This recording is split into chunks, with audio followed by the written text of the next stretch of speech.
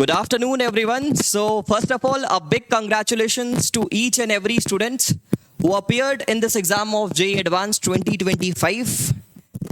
अब आपका एग्जाम कैसा भी गया हो मैं उसकी बात नहीं कर रहा हूँ, बट इतनी छोटी उम्र में इतना ज़्यादा प्रेशर झेलना, इंडिया का मोस्ट टफेस्ट एग्जाम पर जाकर बैठना और उसे हैंडल करना, ये सबके बस की बात नहीं है। आपने बहुत कुछ अभी तक कर लिया है, तो परेशान होने वाली बात नहीं है। अगर अच्छा नहीं भी हुआ है तो आगे और कुछ ना कुछ अच्छा कर ही लोगे यार, कोई परेशानी वाली बात नहीं है। तो अगर मैं पेपर की बात करूं तो जब आपकी आँख खुली होगी, आप तो एग्ज़ाम देकर आए होंगे, तो फिर आपकी आँख खुली होगी और आँख खुलने से पहले आपने देखा होगा कि आपको फास्टेस्ट सॉल्यूशंस मिल गए होंगे, मिल गए थे। अच्छा, तो उन फास्टेस्ट सॉल्यूशंस के अंदर जो बातें बताई जानी थी वो नहीं बताई गई। बहुत सारे ब्लंडर्स जो कि जेई ने भी किया है और उसे भी आंसर मिलाने के लिए सही टिकाया गया है, तो उसके बारे में थोड़ा सा मैं आज के इस वीडियो पर बात कर लेता हूं। बाकी जो क्वेश्चंस रह गए हैं उनके की सही चल रहे हैं मार्केट में, तो आप उस पर बिलीव कर सकते हैं। जिनकी गलत की है और जिसको आपको चैलेंज करना चाहिए, जिन क्वेश्चंस को चैलेंज करना चाहिए, उसके बारे में इस वीडियो के अंदर बात करने वाला हूं। बहुत लंबी वीडियो नहीं रखूंगा, लेकिन बहुत इंपॉर्टेंट वीडियो है और जो भी पढ़े लिखने वाले बच्चे हैं उन्होंने ज़रूर उन क्वेश्चंस को दिमाग लगाकर सोचा होगा और दिमाग लगाकर सोचने पर वो गलत कंक्लूजन पर आएंगे। मतलब आएंगे तो सही कंक्लूजन पर, बट जेई के ऑप्शंस के अकॉर्डिंग गलत कंक्लूजन पर आएंगे, तो उसे आपको चैलेंज करना होगा। चैलेंज करेंगे हम मिलकर, ठीक है। और दूसरी इंपॉर्टेंट बात यार, मैंने अभी सिर्फ पेपर 1 देखा है, पेपर 2 सॉल्व करने का मुझे अभी समय मिला नहीं है। तो पेपर 1 के अंदर मैंने 4 क्वेश्चंस डायरेक्टली अपने नोट्स के अंदर से निकाले। ऐसे सवाल नहीं बोल रहा हूं कि मैंने प्रोजेक्टाइल फेंका, रेंज निकालने आ गया तो ये तो मैंने नोट्स में लिखाया था, उसकी बात नहीं कर रहा हूं, वो सब लिखाते हैं। कुछ ऐसे क्वेश्चंस की बात कर रहा हूं जो कि थोड़े डिफरेंट हैं, यूनिक हैं, वो डायरेक्टली उठकर आए हैं और वो हमारे नोट्स के अंदर बार बार रिपीट हुए हैं। तो मैं भी विद प्रूफ आपको उन सारी चीज़ों के साथ बात करने वाला हूं। तो चलिए शुरू उसी के साथ करते हैं, उन 4 क्वेश्चंस के बारे में सबसे पहले बात करते हैं। तो this is the question number 1 of the paper, और हमारा जो 4 मैचिंग क्वेश्चंस हैं उसका भी पहला सवाल यही है। अब देख रहे हैं इसके अंदर क्या हो रहा है। इसके अंदर एक यहाँ पर रिंग रखा गया है या फिर डिस्क रखा गया है, एक रिंग है, फिक्स्ड रिंग, साथ में एक स्प्रिंग लगा दिया गया। आपको स्प्रिंग फोर्स के बारे में केएक्स फोर्स लगाना आता है ना? आता होगा, बिल्कुल आता होगा। तो बस मैंने जो सवाल कराया उसमें केएक्स का फोर्स एक्स्ट्रा ऐड कर देंगे, तो एग्जैक्टली वही सवाल है जो कि हमारे नोट्स के अंदर कराया गया। सिर्फ एक फोर्स केएक्स का और लगाना है इक्वेशन के अंदर, नथिंग एल्स। दिखाऊं क्या मैं अपने नोट्स के बारे में?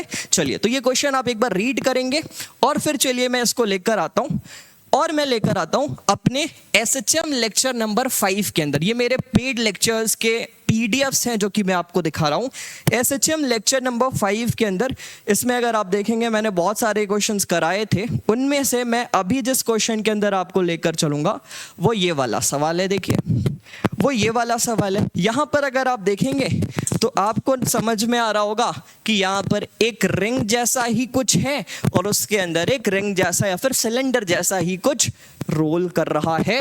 और क्या निकालना था sir? Natural frequency. Natural frequency ही निकालने के लिए बोला गया था। क्या सर एक बार आपने सिर्फ इसको एक बार कहीं बताया है? नहीं यार, बार बार रिवीजन सीरीज के अंदर बार बार 3 बार मैंने ये सवाल को कराया है अलग अलग तरीके से, वो भी दिखाऊं क्या आपको? चलिए, तो ये तो हो गया सबसे पहला जो कि क्लास नोट्स के अंदर, मतलब एसएचएम पढ़ा रहा हूं जब, उसके अंदर ये सवाल आपको देखने को मिला। अब उसके बाद मैं आपको आगे दिखाता हूं मैंने सेम क्वेश्चन कहां पर कराया। ये मैंने वीआईपी चैम्प बैच के रिवीजन कोर्स के अंदर, ये मेरा उसका ही पीडीएफ का कटआउट है। जो भी बच्चे ज्वाइन थे उन्हें पता होगा, सेम सवाल मैंने उठाकर कराया एसएचएम के लेक्चर नंबर 2 के अंदर। और वो सवाल इसमें मैंने बताया था 2 तरह का थीटा का वेरिएशन चल रहा है, एक इधर वाले थीटा का बदलना और एक सेंटर के वेलोसिटी का मैग्नीट्यूड बदलना और सेंटर के वेलोसिटी के डायरेक्शन के बदलने की वजह से 2 तरह के यहाँ पर एल्फा की तरह की हम बात कर सकते हैं और उनके बीच में रिलेशन कैसे निकालना है सिखाया था मैंने। पढ़ाने वाली बात किसी और वीडियो पर करेंगे, ठीक है। बस सर और कहीं क्या? नहीं, और भी मैंने कहीं बताया ऐसे। बताऊं कहां पर? और भी मैंने ऐसे कहीं पर दिखाया। अब ये जो हमारा MK सर के चैनल पे मैंने एक यूट्यूब का सेशन लिया था, उसके अंदर भी मैं इसके अंदर के रोलिंग के बारे में 2 सवाल कराया था, सेम लॉजिक पे। यहाँ पर टाइम पीरियड नहीं निकालना था, बट सिर्फ रोलिंग के बारे में बात हुई थी। पहला question, this is the first question and this is the second question. मैंने बार बार इस कंसेप्ट पे फोकस किया बिकॉज मुझे पता था जेईई में ये आने वाला है, और मैं जब भी बच्चों को पढ़ाता हूं मैं बार बार क्लास के अंदर यही बात कहता हूं कि जब ये जेईई के अंदर आ जाएगा तो अगले साल से टीचरों के नोट्स के अंदर भी ये क्वेश्चंस आने लगेंगे। बट इंपॉर्टेंट ये है कि आपके सवाल आने से पहले आपको ये सारी चीजें सिखाई जाए जो कि मेरे लेक्चर के अंदर देखने को मिलती है। ये तो पहला प्रूफ हुआ, अभी आगे दिखाऊंगा, आपके होश उड़ जाएंगे, आपके होश उड़ जाने वाले हैं। ये तो हुआ पहला प्रूफ। तो अगर आप इस क्वालिटी की चीजें पढ़ना चाहते हैं ना तो अनअकैडमी के सब्सक्रिप्शन को ले लीजिए। प्लस का सब्सक्रिप्शन नीचे दिए गए लिंक से ही लेंगे, और वैभव सिंह जिसका प्रोफाइल आपको वहां पर नीचे डिस्क्रिप्शन बॉक्स पे मिल जाएगा, जाइए और उनके कोर्स को जाकर, जो कि मैं हूं, आप जाइए और उस कोर्स, जितने भी कोर्सेज हैं, एनरोल्ड हो जाइए और ध्यान से पढ़िए, अलग लेवल पे पहुंच जाएंगे, ये मेरी गारंटी है। ठीक है, आप देख ही सकते हैं किस लेवल की बात हो रही है। अच्छा, तो ये देखिए, ये फिर तो एक ही सवाल को 3 अलग अलग तरह से मैंने अभी रिसेंट पास्ट में ही कराया, इवन नोट्स के अंदर भी था, और वही सवाल जेईई एडवांस का पहला क्वेश्चन हुआ। अच्छा सर, बस यहाँ पर बस इतनी बात नहीं, अब इसमें तो मजाक ही हो गया सर, इस क्वेश्चन के अंदर तो मजाक ही हो गया। कैसे? एक बार रीड करो।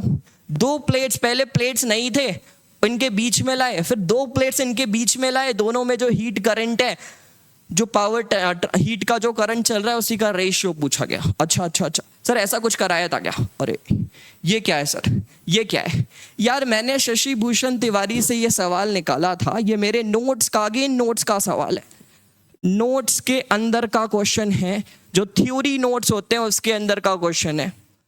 और फिर से क्या किए, पहले मैंने क्या कराया, जब प्लेट्स नहीं थे, जब 2 प्लेट्स नहीं थे, जब 2 प्लेट्स आए, इसमें मैंने बोला इसको इधर से हटाओ, इधर लगाओ, तीनों को ऐड करो और Q1 और Q2 का दोनों का रेशियो निकालो। वही आपको सवाल के अंदर भी पूछा गया, exactly same question in JEE advance, exactly notes के अंदर का सवाल है।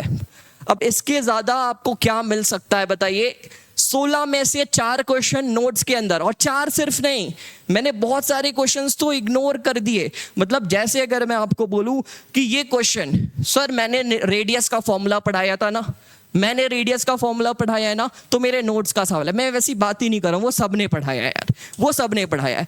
अब जैसे मैं ये बोलूँ कि रिफ्रैक्टिव इंडेक्स, हाँ ये तो मैंने रिफ्रैक्टिव इंडेक्स, मैंने यहाँ पर एंगल डाल के ये वाला एंगल निकाला, ऐसा कुछ बताया था क्या? सब ने बताया, बट हाँ ये क्वेश्चन अच्छा था। इस पे बाद सोल्यूशन अगर ज़रूरत होगा आप सभी को तो मैं लूँगा, बट अभी फिलहाल के लिए हम बात कर लेते हैं। और कैसे क्वेश्चन थे, जैसे कि ये वाला एक सवाल है, अब इसमें velocity as a function of time, displacement as a function of time, सबने निकालना सिखाया होगा, चाहे वो इंक्लाइन पे सिखाया हो, सीधा सिखाया हो। तो मैं इन सब को अपने नोट्स के अंदर का काउंट भी नहीं कर रहा हूं, बिकॉज ये कॉमन है।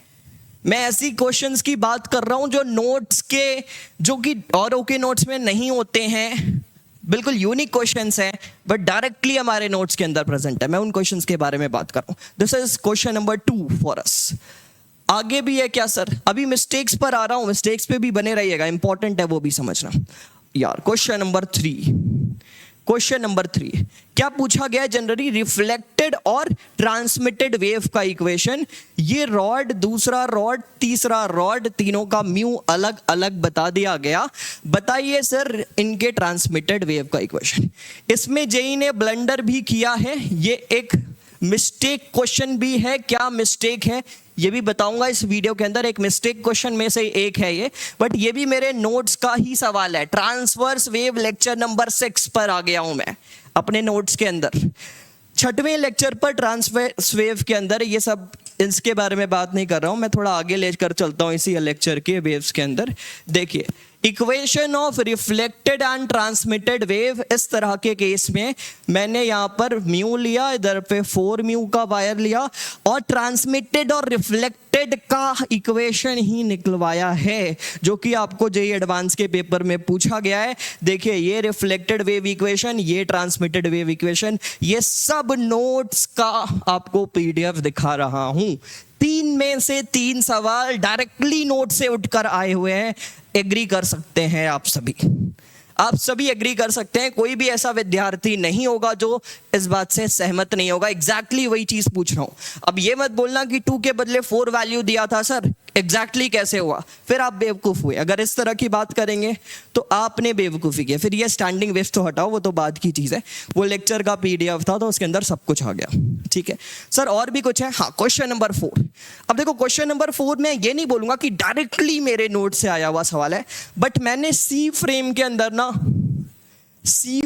अंदर 3 लेक्चर लिया है, 3 लेक्चर या फिर 2.5 लेक्चर लिया है, और सारे कोलिजन की चीजों को सी फ्रेम से ही करना सिखाया है। तो सी फ्रेम से अगर इस चीज को देखोगे ना, तो मैंने इस तरह के कोलिजन, हजारों कोलिजन्स का वहां पर आपको एग्जांपल दिया है कि सी फ्रेम से कैसे डील करना है। और इसके बाद यहां पर जो सर्कल बनाकर 90 डिग्री करना था, इसका भी आइडिया मैंने आपको काइनेमैटिक्स से देना शुरू कर दिया। ये अनअकैडमी के अभी के कोर्स का ही पीडीएफ है कि ट्रायंगल को कैसे यूज करते हुए हम यहाँ पर थीटा मैक्सिमाइज, किसी के लेंथ को मैक्सिमाइज मिनिमाइज कर सकते हैं।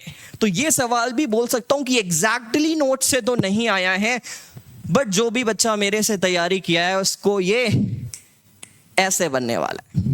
ये बात तो मैं मान सकता हूं। अगर नहीं बन रहा है तो फिर वो बच्चे की गलती है, मास्टर उसमें कुछ नहीं कर सकता। तो ये 4 सवाल हैं जो कि out of the box questions हो सकते थे, बट डायरेक्टली नोट से उठकर आते हुए देखने को मिले। बात समझ में आ गई सभी को? और बाकी के जो क्वेश्चन है वो नोट्स में थे ही, बट वो कॉमन है, वो सबके नोट्स में होते हैं, तो उस पर मैं बात नहीं कर रहा हूं। अब आगे आ जाते हैं और मिस्टेक्स के बारे में बात करेंगे 1 बाय 1 कि क्या मिस्टेक है। तो सबसे पहला मिस्टेक ये देखेगा। अब इस क्वेश्चन में परेशानी ये है यार, दिक्कत तब हुई मुझे जब जेईई के मास्टर लोग इसमें आंसर मिलाना शुरू कर दिए कि ऑप्शन में ये दिया है ट्रांसमिटेड वेव में तो फेज चेंज नहीं होता है, रिफ्लेक्टेड रे में तो पाई का शिफ्ट आ जाता है। तो सर ऐसा कर देना चाहिए ना आंसर, ये लोग खटखट ए डी सही आंसर है। नहीं है ए डी सही आंसर, क्वेश्चन ही गलत है यार, क्वेश्चन ही गलत है। सर कैसे गलत है ये समझाओगे? पीछे इक्वेशन दिखाया था ना, अलग तरह का होता है।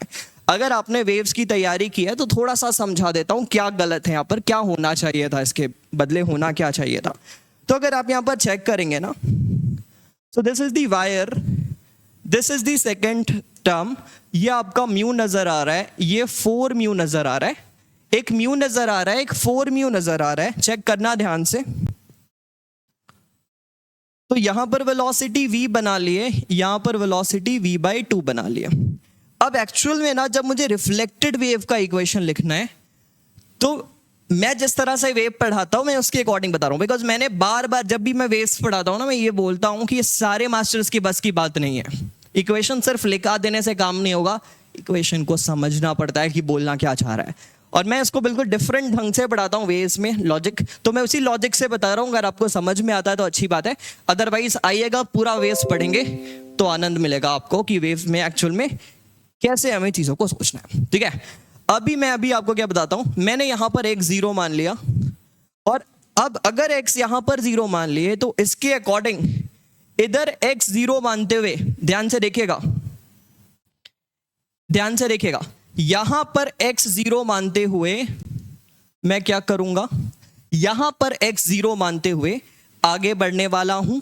और आगे बढ़ने के बाद जब यहां से वेव्स भेजा तो अगर इस पार्टिकल का SHM का equation a sin omega t था, तो इधर वाले पार्टिकल का जो SHM का इक्वेशन होगा वो होगा a sin ओमेगा t। यहां पर cos है तो cos लिख लो, कोई प्रॉब्लम नहीं है, a cos ओमेगा t। तो इधर वाले यहां से x डिस्टेंस दूर पे जो पार्टिकल है उसके लिए जो इक्वेशन होगा cos ओमेगा t माइनस के एक्स हो जाने वाला है। ये माइनस के एक्स कैसे लिख दिया सर आपने?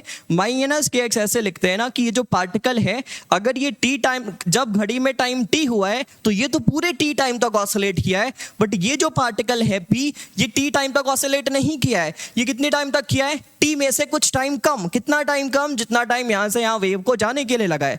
तो अगर, और ऑसिलेशन एक ही तरह का चला है, तो मैं ये बोल सकता हूं कि इसने कितने टाइम तक ऑसिलेट किया है? T minus x by v, और ऐसा इक्वेशन लिखूंगा, और यहां पर ओमेगा बाई वी आपका के बनता है, तो ए कॉस ओमेगा टी माइनस के एक्स, ऐसा मैं इक्वेशन लिखता हूं। अब रिफ्लेक्टेड में सोचिएगा, रिफ्लेक्टेड में क्या होता है? यहां पर पहले तो वेव पहुंचनी चाहिए, जब तक वेव पहुंचेगा नहीं तब तक रिफ्लेक्ट होगा नहीं। तो सबसे पहले तो वेव पहुंचा, वेव को पहुंचने में कितना एक्स्ट्रा वक्त लगा पहले तो ये चेक कीजिए। तो अगर मैं इस पूरे डिस्टेंस को L1 मान लूं, पूरे डिस्टेंस को L1 मान लूं, तो वेव को पहुंचने के लिए लगा L1 टाइम, और पहुंचने के बाद जिस फेज से पहुंचा था उससे एक्स्ट्रा पाई का फेज लेता हुआ लौटेगा, और लौटने के बाद इस पी पॉइंट पर पहुंचेगा। पी पॉइंट में जनरल एक्स का पॉइंट मान रहा हूं, और इस जनरल एक्स के पॉइंट पर अगर आप रिफ्लेक्टेड रे की वजह से y as a function of time बता रहे हो, उसी को वेव इक्वेशन बोला जाता है। तो अगर इस पॉइंट पर वेव को पहुंचना है ना, तो पहले L1 चलेगा, फिर रिफ्लेक्ट होगा, और रिफ्लेक्टेड को चलना पड़ेगा कितना? L minus x distance. और तो अगर मैं रिफ्लेक्टेड का इक्वेशन लिखूंगा ना, तो वो बनेगा इंसिडेंस का जो भी इक्वेशन था, a cos ओमेगा, टी के बदले में क्या लिखूंगा? टी में से पहले इधर से इधर आने के लिए वेव को लगा L1 बाई वी, फिर उसके बाद यहां से टकराया तो पाई का फेज बाद में ऐड कर दूंगा लास्ट में, और बाद में L minus x minus L minus x times of V। V यहां पर V1 लिख लो, और यहां पर एक पाई का टर्म और एक्स्ट्रा ऐड कर दो, तो Y रिफ्लेक्टेड जो बनेगा वो बनेगा a cos omega T plus के एक्स, और यहां पर L1 बाई वी, और ये भी L1 माइनस एक्स, ये माइनस माइनस प्लस हो गया बिकॉज ये ऐसा ब्रैकेट के अंदर है, तो ये प्लस हो गया, तो माइनस का एक टर्म आ रहा है, -2 L1 ओमेगा बाई वी, और साथ में अगर आप देखोगे ओमेगा बाई वी को अगेन आप के लिख सकते हो, तो -2k L1 आ रहा है, एक -2k L1 जैसा कुछ आ रहा है, और साथ में एक प्लस पाई। ये वेव का रिफ्लेक्टेड इक्वेशन हो सकता है। तो सर अगर यहां पर एक जीरो मान ले तो काम चलेगा नहीं, शायद तो इस जेईई एडवांस के पेपर पे यहां पर जीरो मान लिया। हाँ, यहां पर जीरो मानोगे तो पहला वाला केस तो ठीक है, सेटल हो गया, बट एक बार जब यहां जीरो मान लिए ना, तो तीसरे वाले केस में फिर से यहां जीरो नहीं मान सकता। फिर तीसरे वाले केस में अगर आप देखोगे तो फिर इक्वेशन वहां पर डिफरेंट बनेगा। तो इस वजह से ये गलत है। जिन्होंने भी ये लॉजिक लगाया है ना कि ट्रांसमिटेड में कोई फेस चेंज नहीं और रिफ्लेक्टेड में सिर्फ पाई का फेस चेंज, तो जाकर आप भी थोड़ा वेव्स पढ़ लीजिए बच्चों को पढ़ाने से पहले, ठीक है? इंपॉर्टेंट है आपके लिए भी ये बात समझना। चलिए, तो ये बात आपको आई थिंक समझ में आया होगा मैं क्या बोलना चाह रहा हूं। This is the first mistake. तो ये डिलीट होने वाला है सवाल, मेरे ख्याल से ये क्वेश्चन डिलीट होगा, आपको चैलेंज करना पड़ेगा, बिकॉज जो भी बच्चे अच्छे टीचर्स के साथ पढ़े हैं तो उन बच्चों को परेशानी हुई होगी एग्जाम में डेफिनेटली। सेकंड क्वेश्चन ये है, सेकंड क्वेश्चन में ज्यादा गलती नहीं है। यहां पर ना मुझे ऐसा लग रहा है, मैंने जो यूट्यूब में सॉल्यूशंस देखे उसमें इसका आंसर 2 बता रहे हैं, बिकॉज वेट की वजह से जो मैक्सिमम और मिनिमम के बीच का डिफरेंस बता रहे हैं। बट मुझे ऐसा लगता है ना कि वेरिएशन जो इनका पर पूछा गया है, तो एक्चुअल में जो ग्राउंड पे उसका मास था, उस मास के अकॉर्डिंग कितना मैक्सिमम चेंज होगा उसी को वेरिएशन बोल रहे हैं। तो 2 ना लिखते हुए इसका आंसर 1 होना चाहिए। 2 कैसे आया आप सभी को पता है, 1 बिकॉज जो कितना बढ़ेगा अगर वो देखें तो 1 से बढ़ा, और कितना घटेगा वो भी 1 से घटेगा।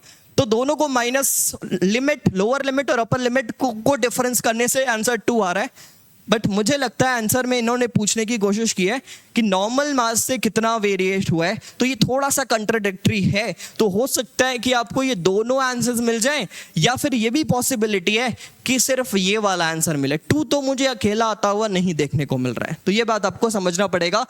मिस्टेक हो सकता है बिकॉज बहुत सारे बच्चे इसमें कंफ्यूज हुए होंगे, लैंग्वेज थोड़ा बेहतर कर सकता था जेईई एडवांस। तो यहाँ पर भी हो सकता है कि ये सवाल में 2 आपको आंसर की के अंदर 2 ऑप्शंस देखने को मिले। और कौन सा सवाल है? तीसरा ये सवाल है। अब तीसरे इस सवाल पे ना आप देखोगे इसके डेटा में एरर बड़ा है यार, इसके डेटा पे एरर बड़ा है। तो एरर बड़ा होने का मतलब है कि अगर यहाँ पर आप देखोगे ना, ये वाले फॉर्मूले से जितने लोग मजे में आंसर निकाले हैं ना 76 समथिंग, इससे 76 पॉइंट समथिंग ऐसा आंसर निकाले हैं dy बाई डी करते हुए। पहली चीज तो ये समझ लो कि ये वाला जो रिजल्ट है ये रिजल्ट मिनिमा के लिए है, लेकिन उन्होंने मैक्सिमा के लिए लिखा। तो मान लो बच्चे ने गलती की होगी, एक्सपेरिमेंट का एरर पूछ रहे हैं ना, फॉर्मूला गलत लगाने से काम नहीं है, उसने जो फॉर्मूला लगाया उसमें एरर पूछ रहे, तो उसमें परेशानी मत, उसमें गलती नहीं है।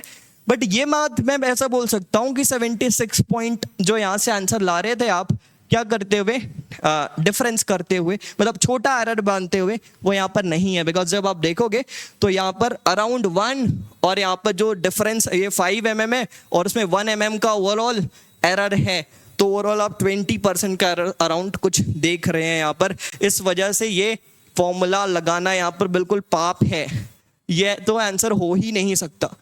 या तो जेई ने गलती से ये दे दिया, और अगर स्टूडेंट्स आप सब ने ये किया है तो हो सकता है आपके गलतियों को छुपाने के लिए जे यही आंसर दे दे, बट ये बिल्कुल गलत है कंसेप्चुअली। बिकॉज ये लॉजिक तब लगता है जब आप lower limit upper limit plus और माइनस को एक जैसा मानते हुए सेम रिजल्ट आ जाता है। बट एक्चुअल में जो यहाँ पर आंसर बनेगा वो आप देखोगे एम लैम्डा बाई डी, और डी के साथ डी पर डी का अगर इसका जो मैक्सिमम वैल्यू लिखूंगा b1 का, वो कैसे लिखूंगा डी, और डी का सबसे बड़ा वैल्यू और छोटे डी का सबसे छोटा वैल्यू, तो ये बी का सबसे बड़ा वैल्यू आ सकता है इस पूरे फिनोमेना पे।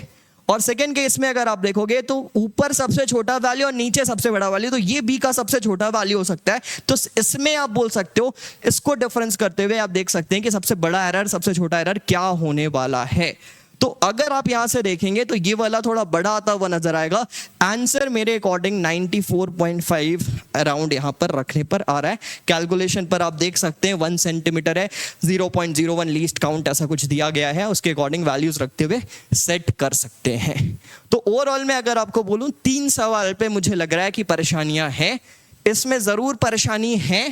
इसके पहले वाले पर जो वेव वाला सवाल है वो तो डिलीट होना चाहिए, चैलेंज कर दीजिए, जेई वैसे ही से डिलीट करने वाला है अच्छे बच्चों को। बट क्या करना पड़ेगा, चैलेंज करना पड़ेगा। ये नहीं कि आपने भी आंसर टिकाया है, बिकॉज ऑलमोस्ट सब ने वही किया होगा मेरे ख्याल से, जिन्हें पढ़ाया नहीं गया होगा। बट जो बच्चे अच्छे टीचर से पढ़े हैं, जो बच्चे मुझसे पढ़े हैं, वो परेशान हुए होंगे, आपको चैलेंज करना पड़ेगा, ठीक है।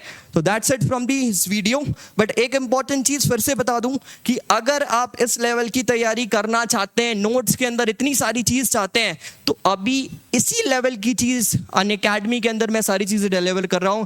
3 चैप्टर्स ऑलमोस्ट हो चुके हैं, Newton's laws of motion, kinematics and geometrical optics, 2 courses चल रहे हैं। तो 11th के लिए आप ज्वाइन कीजिए Phoenix batch for advance trio, जिसका लिंक मैं नीचे दे दूंगा। और 12th के लिए आप ज्वाइन कीजिए nexus ignite batch, nexus ignite batch, जिसमें अभी ज्योमेट्रिकल ऑप्टिक्स कंप्लीट है। आज आखिरी लेक्चर है रात के 9 बजे, एंड उसके बाद from 21 we will start wave optics, जिसके लिए मैं वेव्स का इंट्रोडक्शन भी पढ़ाऊंगा। तो अगर आपको कुछ नहीं आता है वेव्स के बारे में तो जुड़ जाइए अनअकैडमी का, सिर्फ एक सब्सक्रिप्शन लेना पड़ेगा, जिसका प्राइस भी अभी काफी लो चल रहा है। तो जाकर एक बार चेक कीजिए, इससे अच्छा मौका, इससे अच्छे टीचर्स आपको जनरली देखने को नहीं मिलेंगे। तो that's it from today's video, thank you very much.